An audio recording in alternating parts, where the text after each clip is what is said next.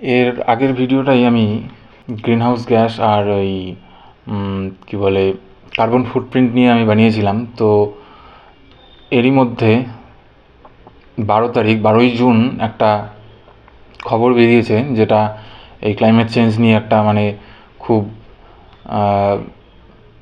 বিশাল বড় খারাপ খবর ইন্ডিয়ার জন্য, যে 180টা দেশের মধ্যে ভারতবর্ষের র্যাঙ্ক 176 হয়েছে। কিসে? In environment performance index 2024 high emission flagged again. ভারতবর্ষের গ্রিনহাউস গ্যাসের ইমিশন র্যাঙ্কিংয়ে এবং এনভায়রনমেন্টের জন্য যে কাজ, সেই কাজের পারফরমেন্সের ভিত্তিতে 180টা দেশের মধ্যে সার্ভে হয়েছিল, তার মধ্যে 176 র্যাঙ্ক করেছে ভারত। তার ভারতের পর আর 4টাই দেশ আছে পৃথিবীতে যারা খারাপ পারফরমেন্স করেছে। তো এই হচ্ছে ভারতের অবস্থা।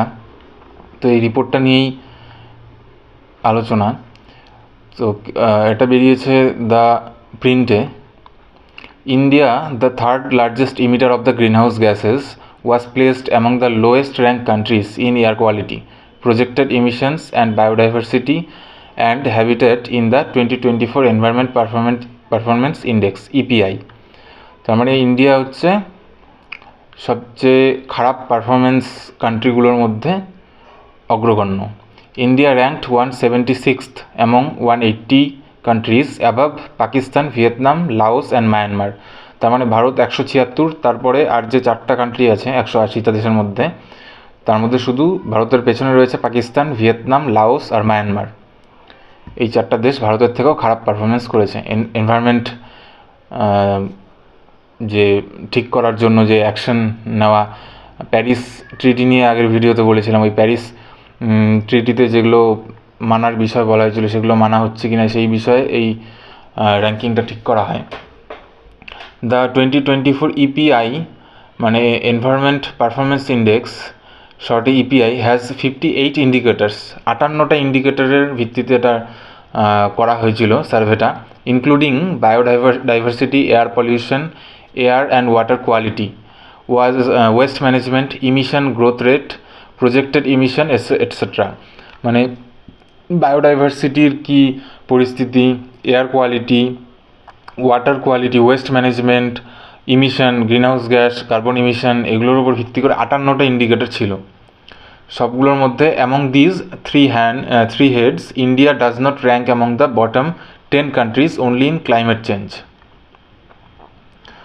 This year, the EPI introduced the biodiversity and habitat category to check how countries have been protecting their existing biodiversity and ecosystem, and finding that many protected areas in countries have buildings or croplands encroaching on them. এই বছর নতুন করে যুক্ত করা হয়েছিল হচ্ছে নতুন দুটো ক্যাটাগরি, বায়োডাইভার্সিটি অ্যান্ড হচ্ছে হ্যাবিট্যাট। এটা দেখার জন্য যে পৃথিবীর বিভিন্ন দেশ বায়োডাইভার্সিটি, যাদের এক্সিস্টিং যে বায়োডাইভার্সিটি আর হ্যাবিট্যাট, সেগুলো রক্ষা করার জন্য কী কী অ্যাকশনেবল নিচ্ছে সেগুলোকে দেখার জন্য। India's performance lags in several indicators, mainly because of its heavy dependence on coal. তার ভারতবর্ষের এই পারফরমেন্স খারাপ হওয়ার পিছনে মেন যে রিজনটা দিয়েছে এই সার্ভে, তাতে বলা হচ্ছে হেভি ডিপেন্ডেন্স অন কোল, কয়লার ওপর অত্যাধিক পরিমাণে নির্ভরতা পাওয়ারের জন্য, ইলেকট্রিসিটি জেনারেটের জন্য বা যে কোনো ধরনের পাওয়ার জেনারেটের জন্য কয়লার ওপর যে হেভি ডিপেন্ডেন্স, এর জন্য হচ্ছে ইন্ডিয়ার এই পারফরমেন্স এত খারাপ। which contributes to not only greenhouse gases emission but also high air pollution levels. Air quality ইন্ডেক্সে ভারতের স্থান হচ্ছে 177, তারপরে পাকিস্তান, বাংলাদেশ, নেপাল আছে শুধু 180টার মধ্যে, এয়ার কোয়ালিটিতে আরও পিছনে। ওভারঅল 176, আর শুধু এয়ার কোয়ালিটি ইন্ডেক্স ধরলে 177। এবং বলা হচ্ছে যে 2025-এ এটা 172-এ আসতে পারে। এখানে এই 5টা বিষয়ের র্যাঙ্ক দিয়েছে, স্ক্রিনে তোমরা দেখতে পাচ্ছ। বায়োডাইভার্সিটি হ্যাবিটেটের মধ্যে 180-তে 178 ইন্ডিয়ার র্যাঙ্ক। ফরেস্টের মধ্যে হচ্ছে 15, 180 দেশের মধ্যে। Air quality 177, climate change 133, heavy metals 147। India's rank on different indicator in EPI, বিভিন্ন ইন্ডিকেটারে ইন্ডিয়ার র্যাঙ্ক এটা দেখাচ্ছে।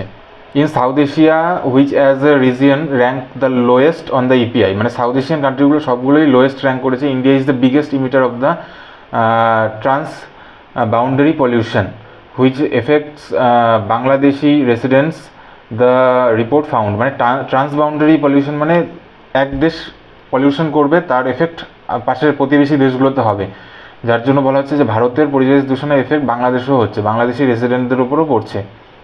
Global western eastern Europe emerge as the top and sub Saharan Africa and southern Asia at the bottom. মানে Europe এবারও মানে সবগুলো রিপোর্টের মতোই ইন্ডেক্সে ইউরোপ আগে এবং সাব-সাহারান আফ্রিকা মানে সাহারার মরুভূমি সংলগ্ন আফ্রিকা মহাদেশ হচ্ছে পিছনে। The EPI also ranks India 178 above China and Micronesia only, but the report clarifies that this could be because of the availability of data, unavailability of data, মানে চায়নার আগে একটা ইন্ডেক্সে আছে, সেটাও ডাটা আনঅ্যাভেলেবিলিটির জন্য। India, China and turkey have restricted access to 95% of their submission to the world database of protected areas, so EPI could not actually assess the performance. মানে ভারত, চীন, turkey এরা ডাটাই দিতে চায়নি এই সার্ভের জন্য। The report said that India secured a better rank 133 in climate change. Climate চেঞ্জের জন্য ইন্ডিয়ার র্যাঙ্ক কিছুটা আগে 133। তো এই ছিল রিপোর্টটা। The report however said India will require a additional 160 billion per year in climate change mitigation, মানে ক্লাইমেট চেঞ্জ কমব্যাট করার জন্য, মানে মিটিগেট করার জন্য 160 বিলিয়ন ডলার কিন্তু ভারতবর্ষের জন্য দরকার।